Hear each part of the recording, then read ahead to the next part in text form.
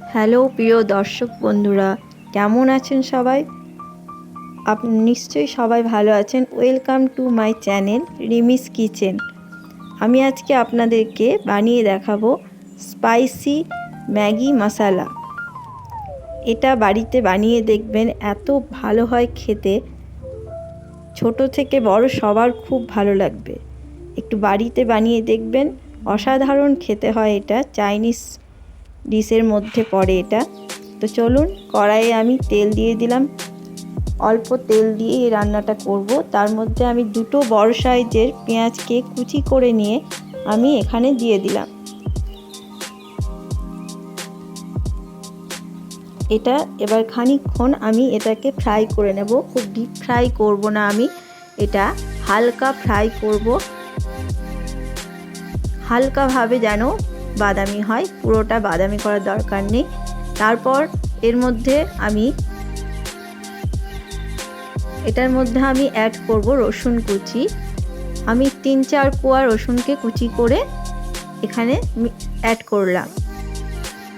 এটাও একটু ফ্রাই করে নেব হালকাভাবে।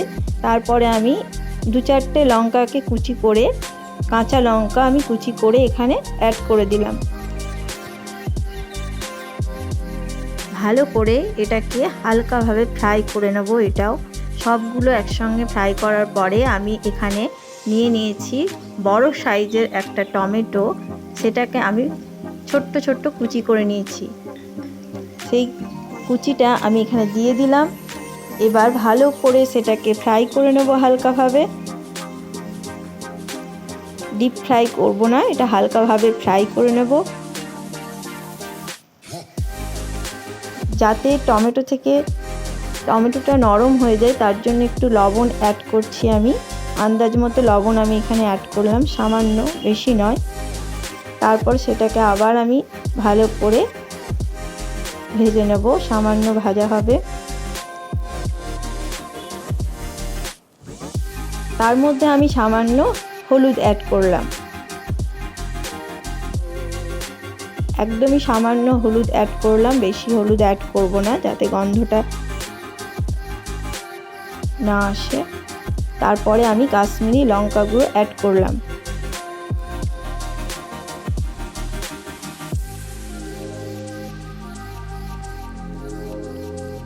তারপর আবার ভালো করে এটাকে ভালো করে নেড়ে নেব।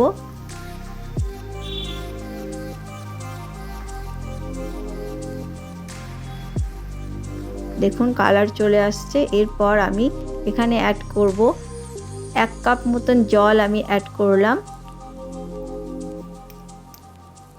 ভালো করে নাড়িয়ে নেব। আমি আরেকটু জল অ্যাড করলাম। এবার আমি কি করলাম, এবারে ম্যাগিতে যে মশলাগুলো থাকে সেই মশলাগুলোকে কেটে আমি এখানে 3টে ম্যাগি নিয়েছি। 3টে ম্যাগির মশলাকে আমি এখানে অ্যাড করে দেব। আমি এই রান্নাটা 3টে ম্যাগি দিয়ে করছি। আপনারা চাইলে বেশি অ্যামাউন্টেও করতে পারেন, কম অ্যামাউন্টেও করতে পারেন। আমি এখানে 3টে ম্যাগি দিয়ে করছি রান্নাটা, তাই 3টে ম্যাগি মশলা আমি এখানে ইউজ করলাম। তো এটা একটু ফুটতে থাকবে, তার মধ্যে আমি ম্যাগিগুলোকে গোটা অবস্থাতেই আমি এখানে দিয়ে দেব। 3টে ম্যাগিকেই আমি এখানে দিয়ে দিলাম। এবার আমি একটু চাপা দিয়ে দেব, যাতে একটা দিক ভালোভাবে হালকা সেদ্ধ হয়ে যায়। চাপা দিয়ে 5 মিনিট মতন রেখে তারপরে আমি সেটাকে দেখে নেব। তারপরে একটা দিক হয়ে গেলে ভালো করে এটাকে নেড়ে নেব। সবগুলোকে হালকাভাবে খুন্তির সাহায্যে ভেঙে নেব ভালো করে, যেন সবগুলোর ভেতরে গ্রেভিটা ঢোকে।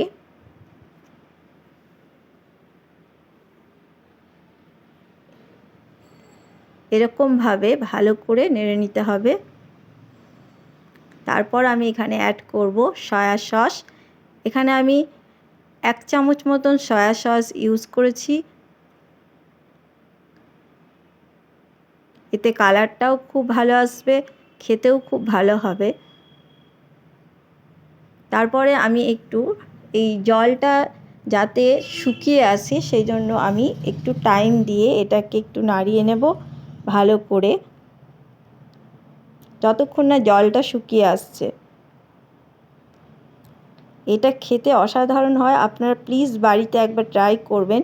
বাচ্চা থেকে বয়স্ক সবাই ভালোবাসবে, দুর্দান্ত খেতে হয়। প্লিজ আপনাদের কাছে রিকোয়েস্ট থাকলো এটা বাড়িতে অবশ্যই ট্রাই করবেন।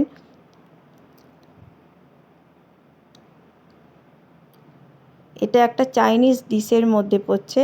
আমার রান্না যদি আপনাদের ভালো লেগে থাকে, আপনাদের কাছে আমার রিকোয়েস্ট থাকলো যে আমার চ্যানেলটাকে অবশ্যই সাবস্ক্রাইব করে দেবেন। আপনাদের জন্য আবার নিত্য নতুন রেসিপি নিয়ে আমি হাজির হব। Thank you for watching my channel. আবার পরের রেসিপি নিয়ে আমি হাজির হব রিমিস কিচেনে। ততক্ষণের জন্য ভালো থাকবেন, সুস্থ থাকবেন।